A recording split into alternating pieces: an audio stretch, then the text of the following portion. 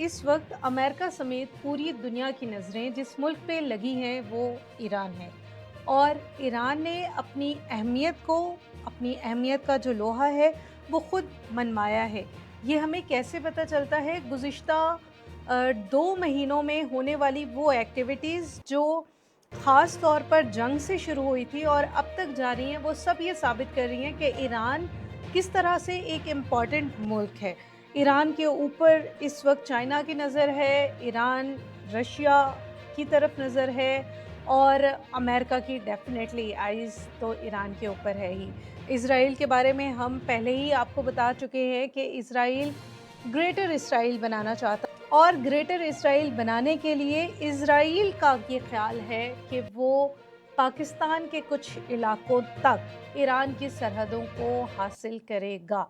और पूरी दुनिया में जो कहने वाले हैं, तारीख़दान हैं और जो रिसर्चर हैं, मुहक्किकीन हैं, वो इस बात पर बार-बार नज़र डालते हैं कि ये सिर्फ़ ईरान की जंग नहीं है, ये पाकिस्तान की भी जंग है और पाकिस्तान इस जंग में सालिसी का किरदार अदा कर रहा है।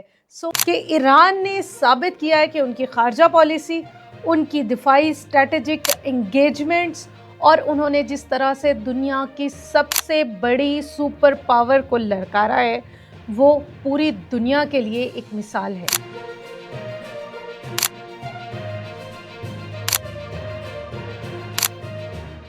ईरान ने 47 साल कोई घर में बैठकर तंगी और कोताही और कार्रवाइयों का रोना नहीं रोया और ना ही वो आईएमएफ के आगे भीख मांगता रहा है, बल्कि उसने पूरी कोशिश की है कि इन 47 सालों में जो पासदाराने इनकलाब की रियासत का कंट्रोल संभालने के बाद और वहाँ पर रजीम चेंज होने के बाद हुआ था, उससे लेकर अब तक ईरान ने वाज़ेह तौर पर साबित किया है कि वो तैयारी कर रहा था। वो एक ऐसी बड़ी जंग की तैयारी कर रहा था जिसके लिए उसने अपने घर के बच्चों, औरतों, माँओं, स्कूल टीचर्स हर एक को ट्रेन किया था। जंग है वो एक दफ़ा फिर शुरू होने वाली है। अमेरिका ईरान में नई जंग की तैयारियां कर रहा है। क्लियरेंस ऑपरेशन जारी है जिसमें ये 14 अफराद शहीद हुए हैं। अमेरिका की जानिब से जिन ममालिक को हथियार फराहम किए जाएंगे उसमें सो कॉल्ड स्टेट इज़राइल, उसके अलावा कतर, कुवैत और मुत्तहदा अरब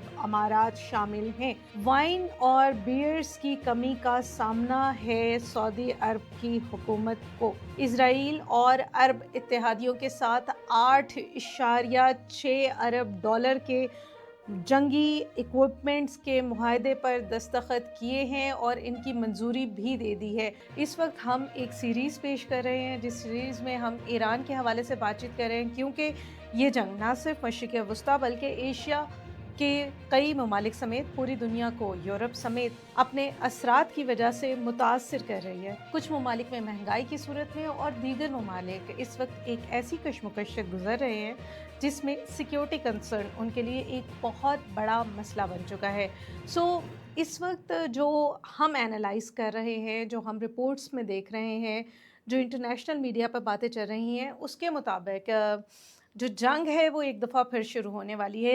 ये सिर्फ तवारे पाकिस्तान की असेसमेंट नहीं है, बल्कि ईरान में भी इस हवाले से बातचीत की जा रही है, जिसके ऊपर हम आगे चल के तफसील से बात करेंगे। ईरान और अमेरिका के दरमियान जो कशीदगी है, इसके बढ़ने का इम्कान है, ऐसा ख़त्मुल अंबिया के सेंटर हेडक्वार्टर्स का कहना है। ये डेवलपमेंट ऐसे वक्त में सामने आ रही है जब सीज़ फायर को हुए तकरीबन 3 हफ्ते गुजर चुके हैं और पूरी दुनिया की नज़रें टॉक्स के दूसरे राउंड्स पे लगी हुई हैं और वो देखना चाहते हैं कि टॉक अगले मरहले में कहाँ जाती है।